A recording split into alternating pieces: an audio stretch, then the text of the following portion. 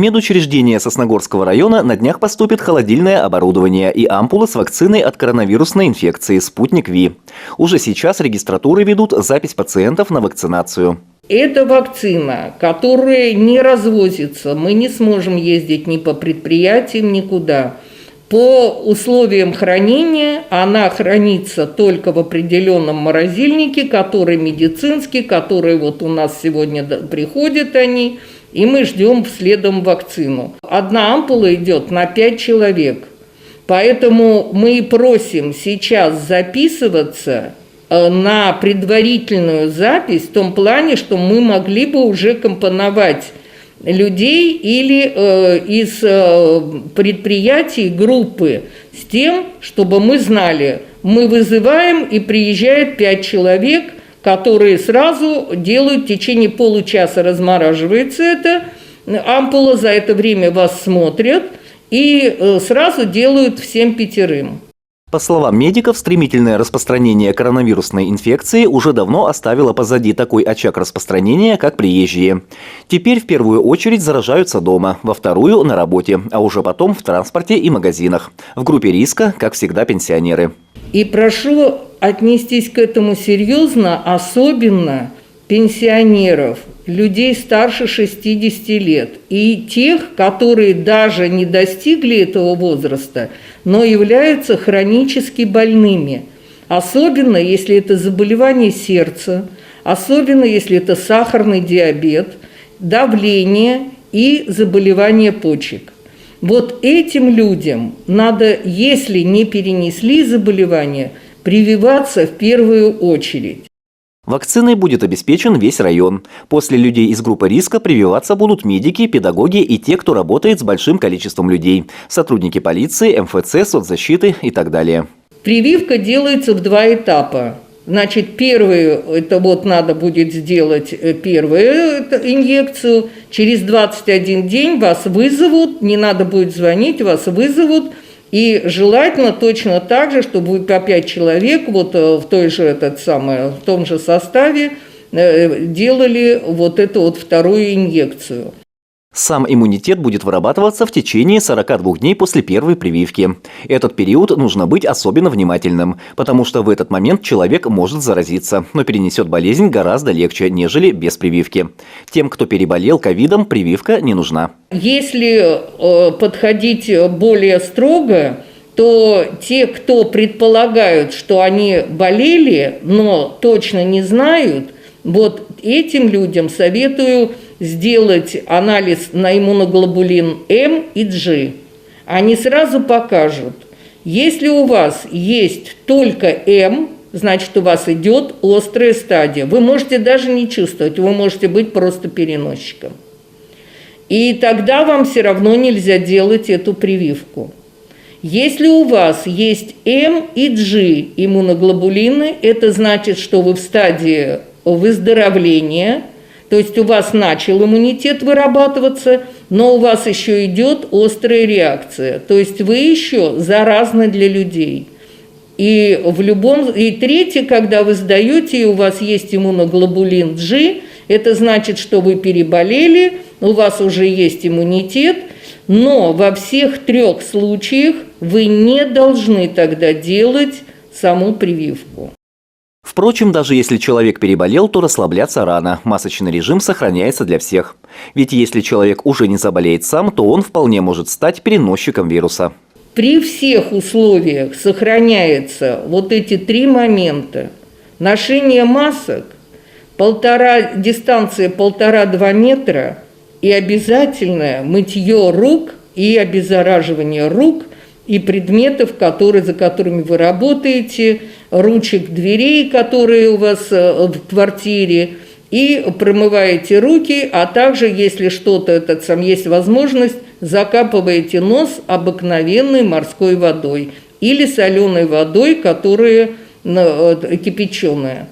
По словам медиков, вернуться к своей обычной жизни россияне смогут лишь после того, как вакцинированы будут 60% населения. То, как скоро это случится, будет зависеть в первую очередь от нас самих. Андрей Калиничев, Наталья Максимова, Евгений Юрин, Вести Тимана, Сосногорск.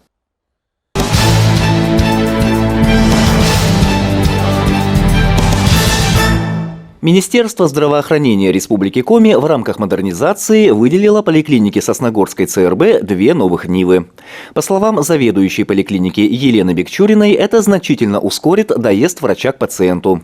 Тем более, что с началом пандемии по коронавирусу количество вызовов в Сосногорской ЦРБ увеличилось в 6 раз. Машины дадут нам, во-первых, возможность больше и быстрее обслуживать пациентов, разгрузить скорую помощь, потому что неотложная медицинская помощь тоже пользуется машинами поликлиники. Также пациентов, которых мы возим на компьютерную томограмму, мы возим машинами поликлиники, не скорой помощи.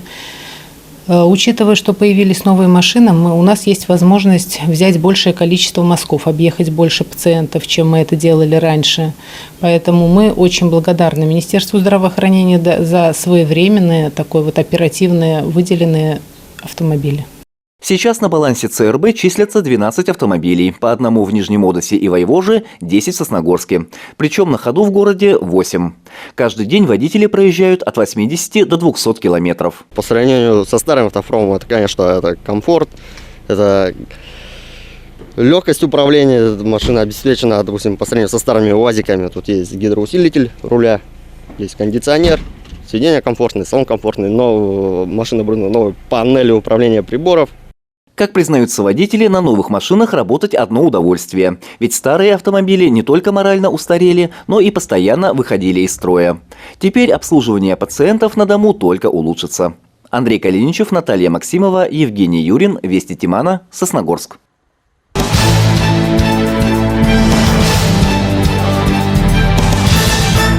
Что лучше выбрать для ведения бизнеса? Как открыть расчетный счет? Куда подать жалобу в случае нарушения прав предпринимателя?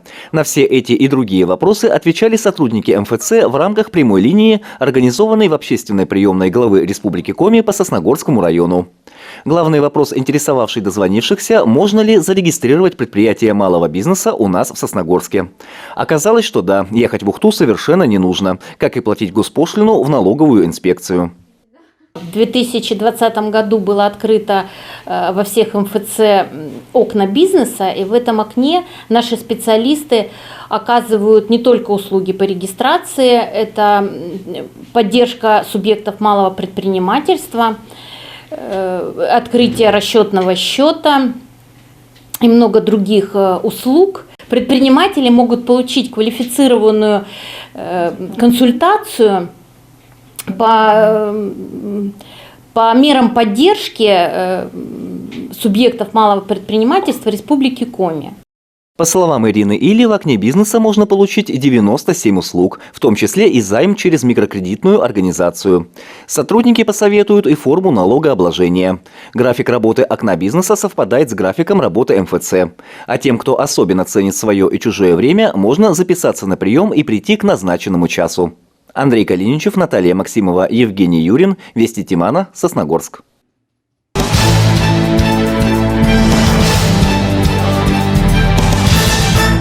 Детская школа искусств поселка Нижний Одесс стала одним из победителей 16-го конкурса социальных проектов ПАО «Лукойл».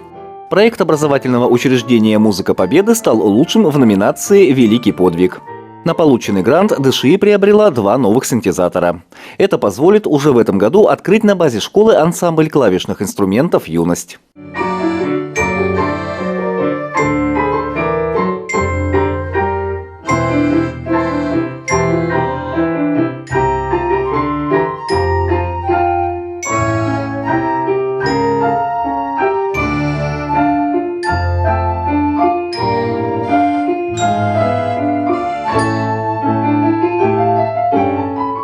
Это коллектив разновозрастных, очень одаренных, талантливых, творческих, увлеченных, озорных девчонок и мальчишек. А руководят этим ансамблем преподаватели музыкального отделения Закутина Оксана Владимировна и Хилько Оксана Владимировна. Когда мы с ребятами узнали о победе в этом конкурсе, нашей радости не было предела, потому что на выигранные деньги школа смогла закупить так необходимые, нужные ансамблю музыкальные инструменты, а именно синтезаторы. Репертуар нашего ансамбля будет очень разнообразный, и посвящен он будет бессмертному, великому подвигу нашего народа в Великой Отечественной войне. Как отмечают педагоги школы искусств, когда репертуар ансамбля будет окончательно сформирован, юные музыканты будут давать концерты в образовательных учреждениях Сосногорского района. Также на этот год в ДШИ запланировано проведение большого фестиваля патриотической песни. Андрей Калиничев, Евгений Юрин, Вести Тимана, Сосногорск.